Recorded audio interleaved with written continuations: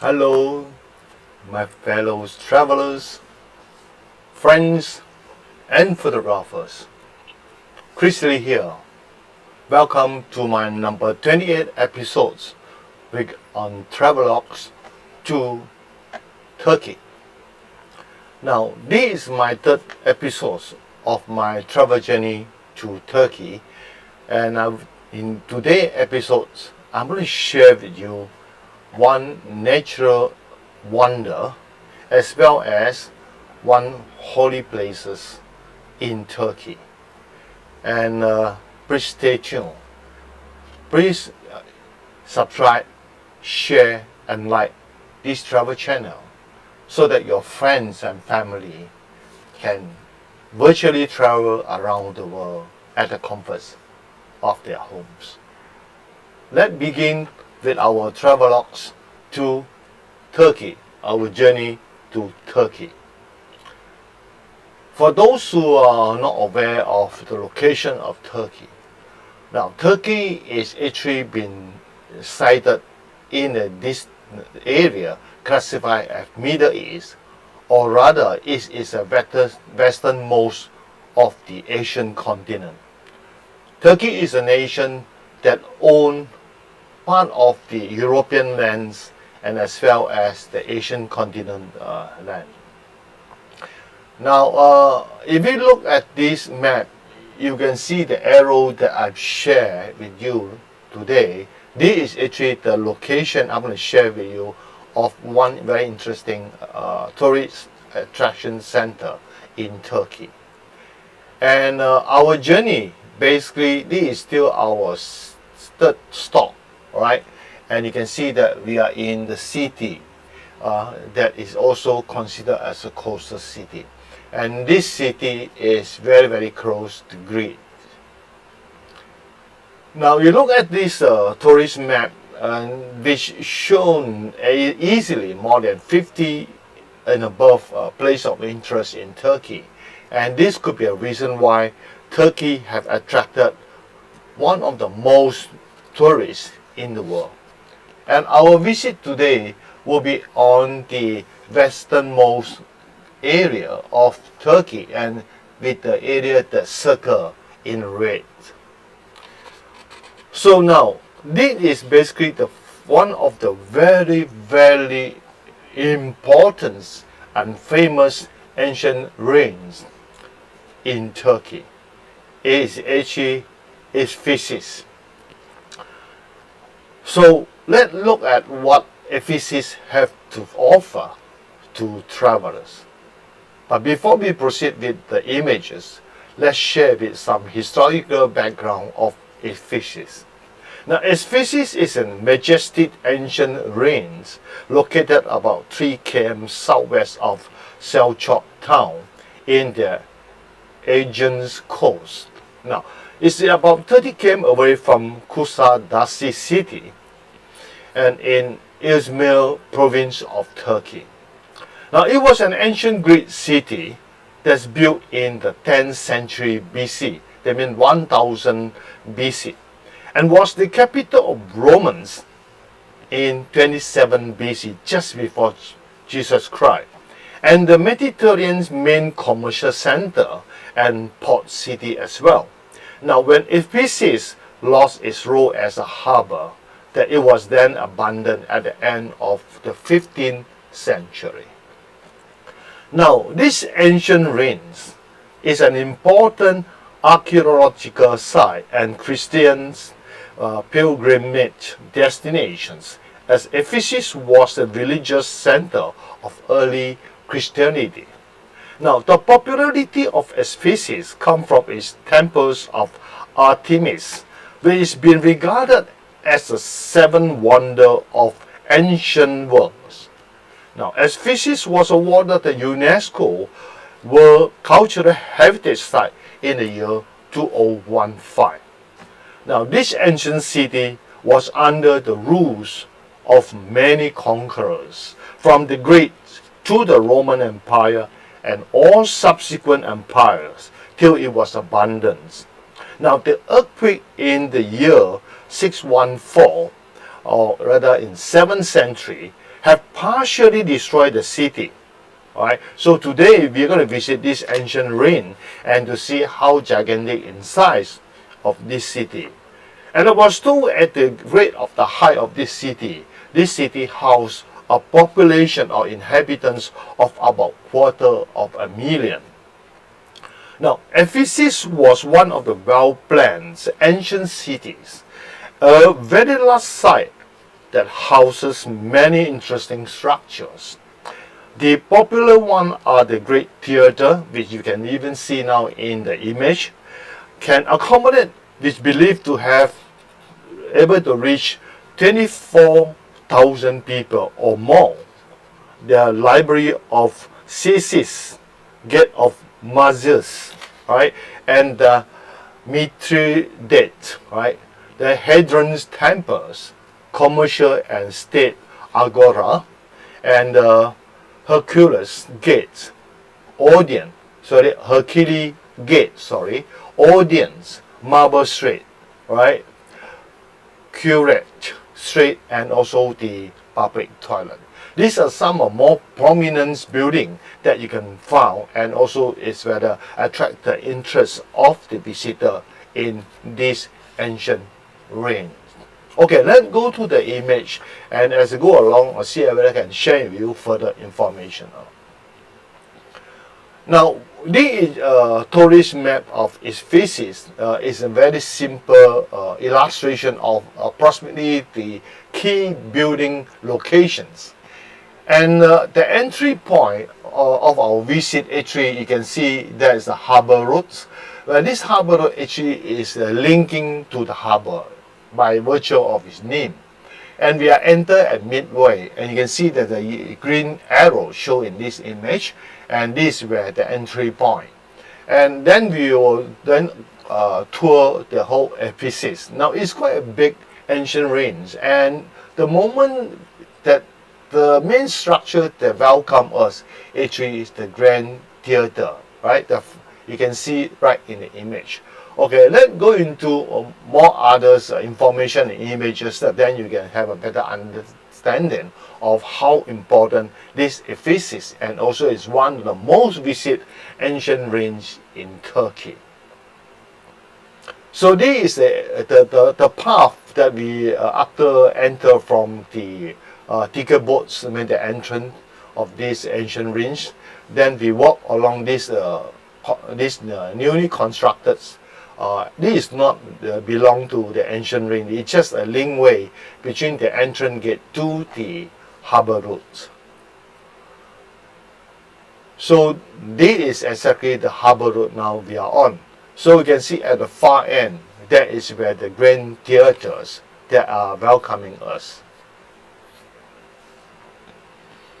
So this is a closer view of the grand theater, which I mentioned earlier that it had housed at least 24,000 of spectators, and which could be slightly more. Some even say that it's 25,000. They can house 25,000 of spectators. So as we enter into this compound of this grand theater, just before that you can see that this is how is the view look like. It built up on the slope of the hill.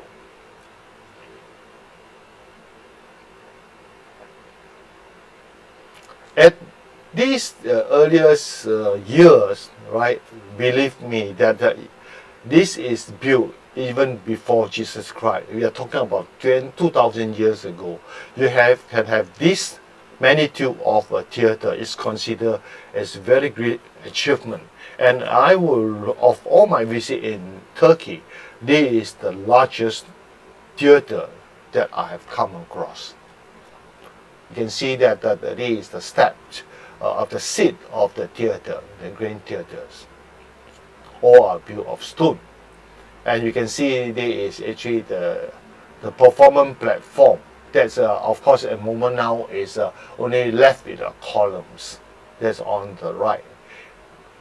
Then while at the front is just a flat platform, you know. So the performance platform is slightly higher, but now it left with pillars.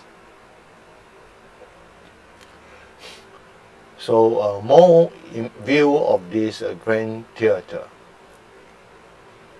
Then after the Green Theatre, of course, you will look at the earlier map that we are actually then turning right and walking on this marble street. Now, the entire street is laid with marble. That's why he got his name Marble Street. And on the right side of this marble street is actually the Agora, or rather, is a commercial center. Is where the shop are located. Because Ephesus is a harbor city, and you know it's a trading city as far as in the ancient world. So there are a lot of traders that come to Ephesus, and there's in a chain of products and goods, and therefore the shop, of course, are built next to the harbor street, and or harbor road or harbor street we call it, and whereby this is where the main trading business activity is being conducted. So this is some of the view along the marble street in Ephesus. This is quite a long route, and this is the other end of the route. Which actually certain part of the route are being blocked off. It's still not allowed. I believe that they are in the middle of the excavation work is still in progress. They still haven't fully uncovered the whole city, ancient ruin. It takes a process of doing that along a period of time. So this is on the left-hand side of the marble street, right? Basically, shortly after the Grand Theatres, and I believe this is a housing area.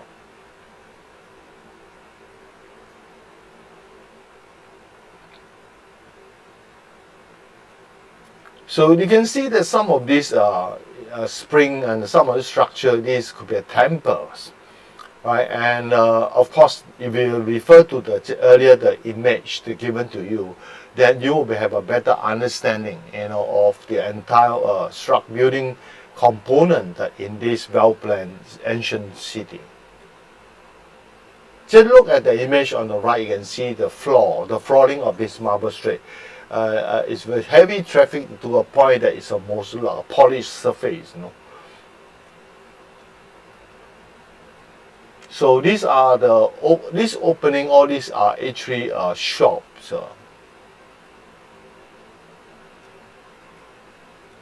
So some of the stone arch, you still can see the carving.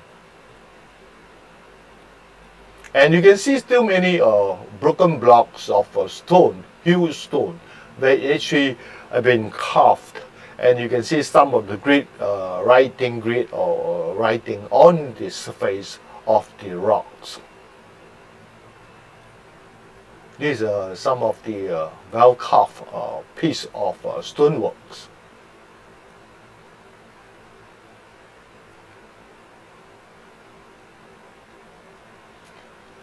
So you can see from all these images itself that actually a lot of time and craftsmen was involved in building up these ancient ruins. And you can see that all these columns, bays, and the many statues also were scattered around. Most of it have been broken into many pieces, some without head, some without arm, and so on and so forth. And this is a prints on the right, is a prints on the stone floor, on a marble slab on the floor, and with leg prints, footprints. And I was told that this area there is actually there's a pub, so it's an entertaining zone. On the left, of course, there's some of a great carving, Greek wording, Romans and Greek carving. More carving you can find in these both Greek and Roman reign, because that after the Greek Empire, they're followed by a Roman Empire. They are using the same place, and the Roman had used it as their capital in the year 27 BC. And so, for some of you may recognize this carving. There's one popular brand of shoe Niki, and they are actually get their name from this piece of stone, I was told. And this is a very important, is one of the most popular, most important building structure remain of this ancient ruin in Ephesus. It's called Ephesus Library. Ephesus Library. I was told that this is actually after the earthquake, the structure is not what you see now. This is been carefully reconstructed using all the broken remain and build it up. That's why it take a long time for this building to be fully recomposed, reassembly. Of course, it really take a great pain by the Turkish government in promoting tourism, in promoting these ancient ruins. So more images of this Ephesus library. Then this is a closer view of the building, the remain of the building, still very well intact, you know. And I did not enter to this library compound because we are running out of time. And as far as concerned, inside is still quite a large compound after this in this library building. More carvings on the wall, and also all these carvings that forming the cornices. More detailed images, so you can have a better understanding of the stonework, the intricate carving work that was done in these ancient ruins. And this is another very important gate, is a Nazin's Victory Gate, Dead Gates. You know, it's very important gate, and this gate will lead you to the Agora.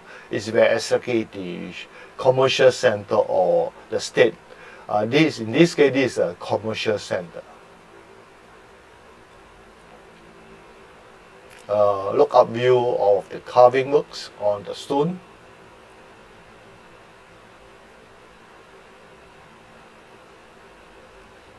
This is actually in the Agora, and you see that there's a lot of rows of column on one side, and I was told that this at this column area.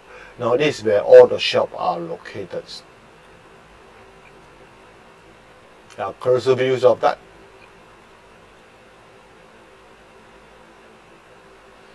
And then we continue our exploration of this ancient ruin as we from the library we then turn left, then moving uphill. This is a gradual uphill path or straight.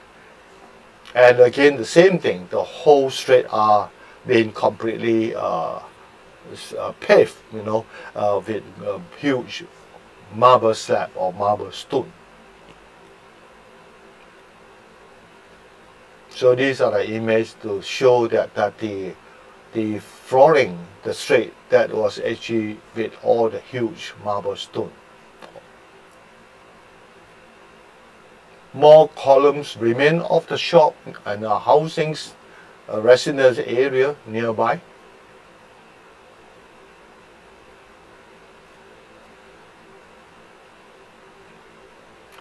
In fact, this ancient ruin is one of the most visited sites in Turkey.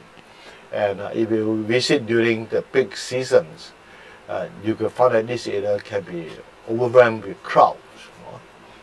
We are fortunate that our visit that the number of crowd was still quite less, but nevertheless still quite a big crowd.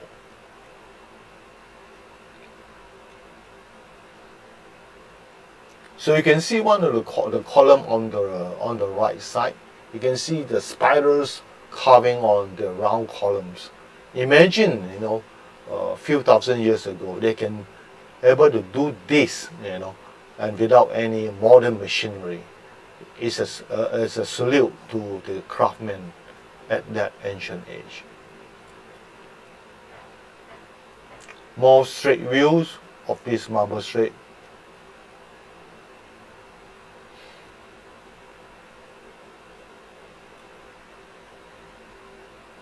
We are almost reaching to the top section of the marble street, and we look back, this is a view. And we have come to the higher portion of this ancient ruin, ancient city, right? And you can see the temple of Domitian, right? Stood the two columns is where the site is, and this is some of the round columns with spirals carving on the surface. At the back is a shop, and it's actually next to the hillside houses.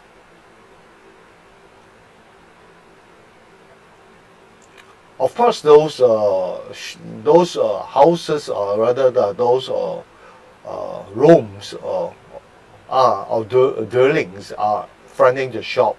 They are fronting the road, Marble Street. They are the shop. But immediately after the shop, it will be all mostly a residential area.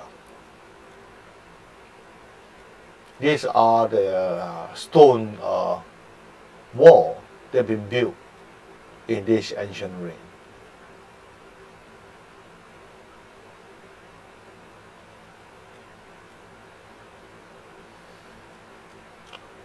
So this is a correct street. Then we go to another street, is named Correct Street, and these are some of the buildings along the street.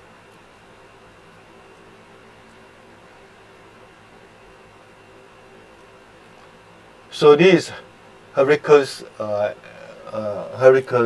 Street, the Hurricane Gate. Sorry, my pardons. And this is a much closer view. Let's see how beautiful the carving that was done on these gates. Very, very interesting.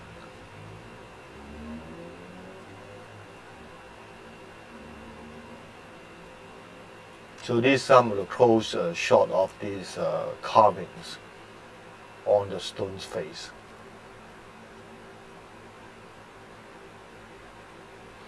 And these public toilets, it looks like it's actually open.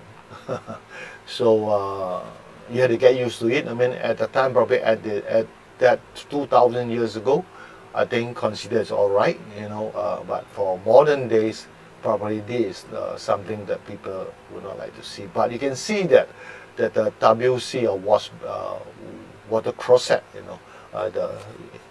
so this is a public toilet. And below below it, just go back to it. Sorry, I have to move back just to show. You can see that right below this seat area, below is a drain, and the drain is filled with running water to bring away the feces, the waste away. So it actually there's a continual running of waters to clean up all these feces. And this is some of the statues that can find along on the street.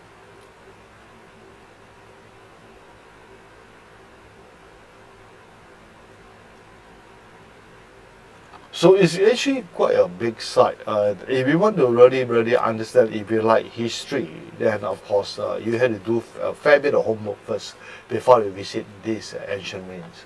Otherwise, to most of you, it's just stone. In Malaysia, we say batu, all the stone. But then it tells us exactly the civilization that even 2,000 years ago, they have achieved such excellent craftsmanship, and also in terms of town planning, they are still well done. This one was quite well planned town, and in the ancient world. And then we will move on to a very holy place, and it's called House of Virgin Mary. Now let's go a bit on the historical background of this house of Virgin Mary before we see some of the images that follow on. Now, the house of Virgin Mary is located top of the Bourbous Mountains that is 9 km away from Ephesus, not far from Kusadasi city. And it's a must-visit place, and it is a shrine of a Virgin Mary, which also commonly known as the Mother of Jesus.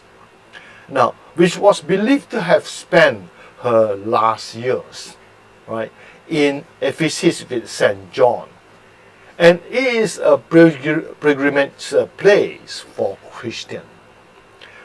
The shrine comprises a stone house, right, typical Roman architecture's example, and was stayed by Mary, and the St. John's tomb is also located there. This original two-story house consists of an anterooms, which actually serve as a waiting rooms, bedrooms, a praying room, and a room with a fireplace. Only the central room and also the room on the right open to the public during our visit. Now, a church was added to the shrine in the 4th century, right? While there is a spring near the exit of the house, which is well known as Water of Mary. Next to the spring is a long stretch of wall, full of white slips of textile or paper, right? Known as wishing wall. It is for the pilgrims to have their intention of wishes which are written on the slip of white textile or paper tied onto the wishing well. Let's see some of the image to have a better understanding of this house of Virgin Mary. So the location of house of Virgin Mary, we are still in the same location. So this is the statue of the Mary, and this is the road leading to the house.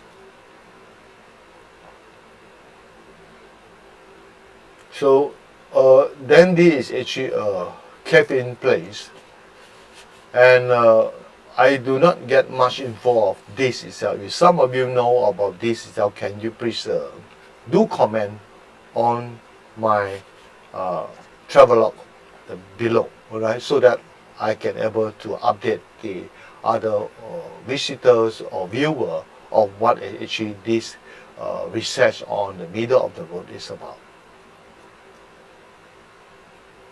And these are some of the sign posting, along the access roads.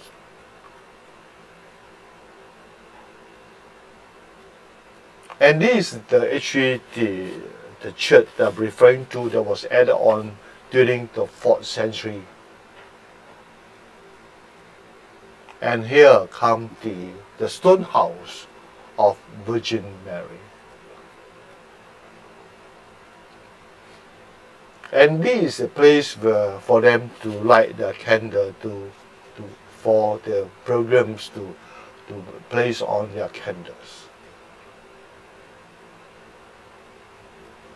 And this is a vision wall, right? You can see that the white strip of textile or paper written with the pilgrim's wishes was tied onto it. And then, as far as concerned, this is some of the souvenir shops that at the exit point, and you can see that they have actually did it with the Virgin Mary picture on it for the visitor to purchase as souvenir. Then we come to one of the natural wonder of Turkey, and it's called Pamukkale, or commonly referred as the so-called Golden Castle. So Pamukkale is a natural site, right, with many cascading thermal pools. The pools are coated with carbonate minerals, which is scientific name known as calcium carbonate, left by the flowing hot spring water, right, over thousands of years.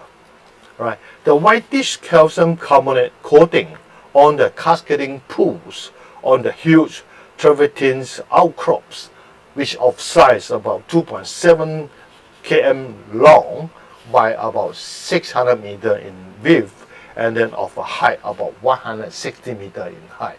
So if you stood far away, look at this outcrop, it actually look like a huge cotton-like castle, and is how this Pamukkale is generally referred to cotton castle.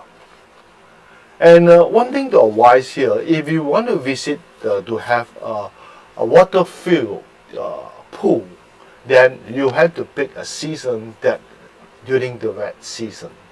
Because during the dry season, I think the spring water is much less.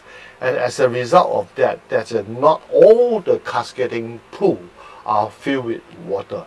Our visit was not on the, to me as a photographer, is considered not the right timing, in the sense that because only about 20% of the pool are filled with waters. The rest of the pool are dry, and therefore make the image not as that attractive, because any of this cascading pool, you will have a wonderful image if it's filled with waters and with this whitish background. Unfortunately, we can't have the opportunity during our visit. Anyway, I still will share with you some of the images that with pool, the cascading pool that filled with water, and those that without. So the location is further moving. This is actually the fourth city we are visiting now, and you can see that it's more inland now, right, as shown in this map. And this is actually the site that you can see you're huge, because remember, as mentioned to you, it's 2.7 kilometers in length and 600 meters in width, and therefore the whole area was covered, with this cascading calcium carbonate coating, and therefore it looked whitish, completely whitish. Of course, not a pure white, but it's slightly brownish, very slight brownish as seen in the image here, but a huge site, huge natural beauty. And this is a portion that is filled with water. You see, when the pool is filled with water, it gives you a light blue, turquoise type of colors, and with the white cascading pool, it's wonderful. And this is an area that open for the visitor. You are free to walk into it, but be very careful. You have to walk carefully, because it could be quite slippery. You can get yourself injured if you do slip and fall, right? And some people will then like to take picture or soak into this thermal pool. You are allowed to do so. And you can see these images, that there's the image on the left. This I believe a Chinese couple, and they have taking pictures. And you guess who is actually the photographer, the lady or the man? In fact, the lady is the photographer. You can see that. Well, the man is not the case. So it's only a couple without any assistant. So this lady placed a tripod there, mount the camera, and then they direct her bride friends how to stand, how to pose. Then she joined in. It's quite an interesting view to see this lady performing her photography, portraiture photography in this wonderful thermal pool. And this is actually the dry thermal cascading pool on the other side of the mountains. So imagine what I say, remember I say that without waters, the image definitely would not stand out,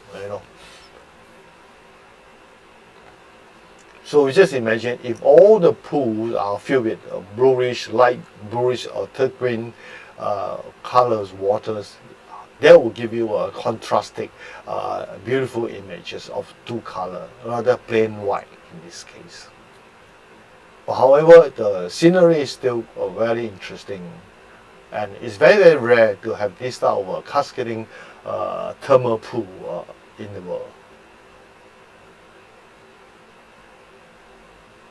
I believe some of this casting pool was at the latest years, when they start attracting a lot of tourists itself, and of course some of the casting pool could have been damaged by tourists, and therefore there's some form of protection, restoration, and so on. So you can see that I believe that some of this casting pool is actually man-made, artificial at a later stage.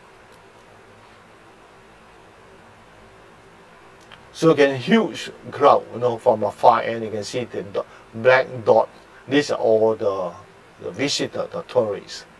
Very crowded. In fact, it's not easy to take beautiful images with just a crowd sight, because it's very narrow area, crowded with a lot of visitors.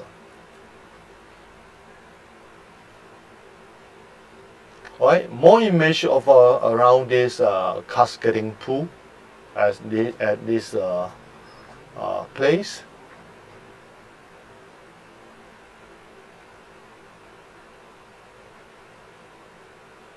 This is much lower ground. When we stood at a higher platform, look down, so you can see this irregular cascading pool, hundreds of them, one after another.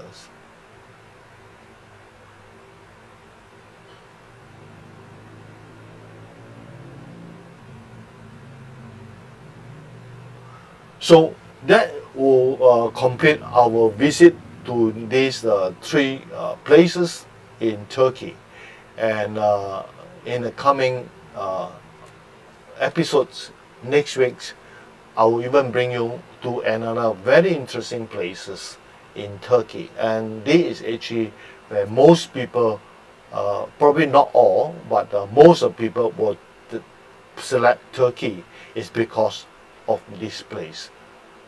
Please stay tuned to my next episode of my travelogue to Turkey. Remember, please do subscribe, share, and like my travelogue, and share my travel channels so many people can travel the world virtually. And I have to thank you all for stay until this hour. And again, please stay strong, stay safe, and see you in the coming weeks. And bye. Thank you very much for viewing. Bye.